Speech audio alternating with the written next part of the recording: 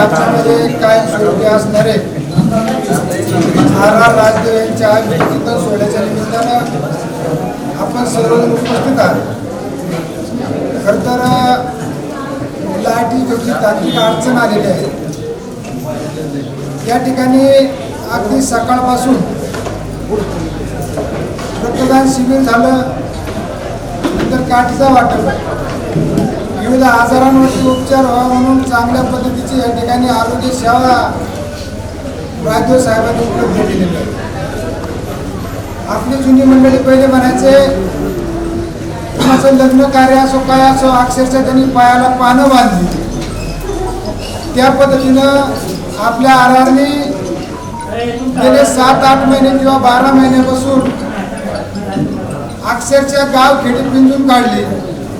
आणि खरं तर मोठे जे काय कोणते समस्या असतील, संकट असतील, ते एखाद्या मोठ्या नेत्यापर्यंत जातील किंवा अनेक ठिकाणी कोर्टापर्यंत जातील. पण जी सर्वसामान्य जनता आहे, ज्यांना नेटवर्कमधलं काही कळत नाही, अशा लोकांचे रखडलेले कामं, मग ते राशन कार्ड असेल, पुन्हा एखाद्या वर्गाचा पगार थांबलेला असेल, एखाद्या इथेचा पगार थांबलेला असेल, अशा अनेक छोट्या मोठ्या किचकाट गोष्टी आहेत त्या, आणि त्या मार्गी लावण्याचं काम आरआरने अगदी 12 महिन्यापासून केलेलं आहे.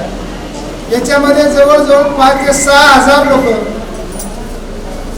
महात्यांचे जे काम आहे छोटे मोठे ती मार्गी लावलेले आहेत. आणि खरं तर भविष्यात त्या अशा माणसाची गरज आहे.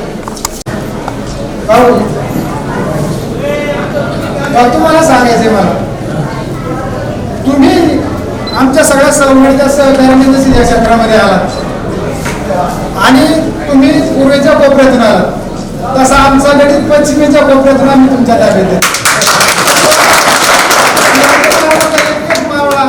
दोघांतून काढला, पण त्याचे गुण पाहून काढला.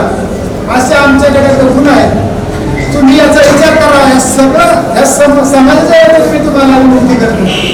आणि आम्हाला अशा माणसाची गरज आहे. ज्या टायमाला आपण जिल्ह्याचं नेतृत्व करता, त्या टायमाला आमच्यासारख्याचा एक साधा माणूस आहे दिल्लीमध्ये कार्य करते, याचा आम्हाला जसा अभिमान आहे तसा तुम्ही आमच्या आरामला त्यावेळेला संधी द्या. आम्ही सगळे त्या पाठोपाठाचे लोक अतिशय मनधनातून यांचं काम करू आणि तुम्हाला मात्र सहकार्य करू.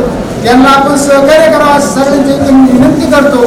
आणि आर राजदेवांना त्यांच्या पुढल्या वाटचालीस लाख शुभेच्छा देतो.